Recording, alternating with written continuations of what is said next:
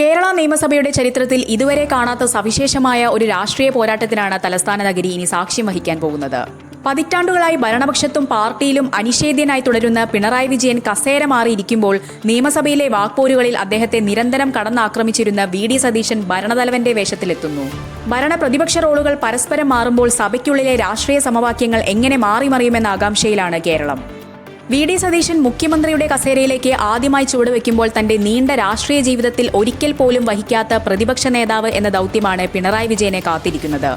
സഭയിലെ കരുത്തുറ്റ ശബ്ദമായിരുന്ന സതീശന് അതേ നാണയത്തിൽ മറുപടി നൽകാൻ പിണറായിയുടെ അനുഭവ സമ്പത്ത് തന്നെ വേണമെന്ന CPM തീരുമാനം രാഷ്ട്രീയ വൃത്തങ്ങളിൽ വലിയ ചർച്ചയായി കഴിഞ്ഞു. ഭരണപക്ഷത്തെ വിറപ്പിക്കാൻ കെൽപ്പുള്ള പോരാളിയായി പിണറായി മാറുന്നതോടെ സഭ വീണ്ടും വാക്പോരിന്റെ യുദ്ധക്കളമാകും. ഭരണം കൈവിട്ടെങ്കിലും CPMലെ അധികാര കേന്ദ്രമായി പിണറായി വിജയൻ തന്നെ തുടരുമെന്നതിന്റെ വ്യക്തമായ സൂചനയാണിത്.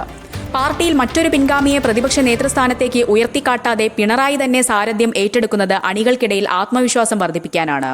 തോൽവിയിൽ തളരാതെ സഭയ്ക്കുള്ളിൽ സർക്കാരിനെതിരെ കടന്നാക്രമണം നടത്താൻ പിണറായിയുടെ നേതൃത്വം അത്യാവശ്യമാണെന്നത് പാർട്ടി സംസ്ഥാന കമ്മിറ്റി വിലയിരുത്തുന്നു.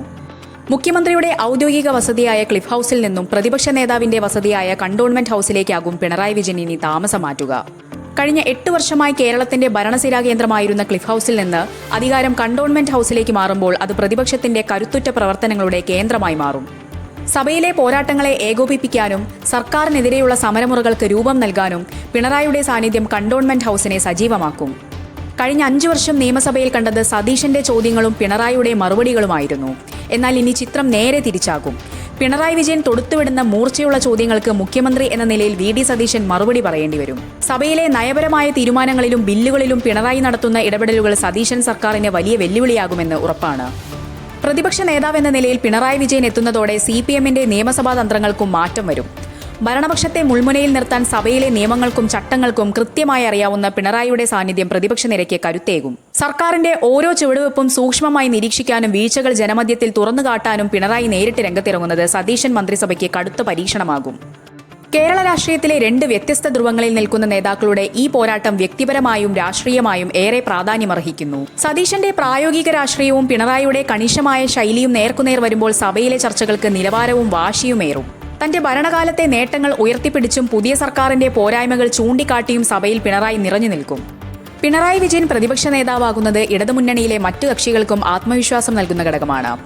ഘടകകക്ഷികളെ ഒരുമിച്ച് കൊണ്ടുപോകുന്നതിലും സഭയിൽ സംയുക്തമായി സർക്കാരിനെ നേരിടുന്നതിലും പിണറായിയുടെ കാർക്കശ്യം ഗുണം ചെയ്യുമെന്നവർ കരുതുന്നു. സതീശൻ സർക്കാരിനെതിരെ തുടക്കം മുതൽക്കേ ശക്തമായ ജനകീയ പ്രക്ഷോഭങ്ങൾ സംഘടിപ്പിക്കാനാണ് ഇടതുമുന്നണിയുടെ നീക്കം. വി.ഡി. സതീശനെ സംബന്ധിച്ചിടത്തോളം ഇത് അഗ്നിപരീക്ഷയുടെ കാലമാണ്. മികച്ചൊരു പാർലമെന്റേറിയൻ എന്ന പ്രതിച്ഛായയിൽ നിന്ന് ഭരണാധികാരി എന്ന നിലയിലേക്കുള്ള മാറ്റം തെളിയിക്കേണ്ടതുണ്ട്. പിണറായിയെ പോലൊരു അധികായൻ പ്രതിപക്ഷത്തിലിരിക്കുമ്പോൾ ഓരോ ഫയലിലും തീരുമാനമെടുക്കുമ്പോൾ സർക്കാരിന് അതീവ ജാഗ്രത പുലർത്തേണ്ടി വരും.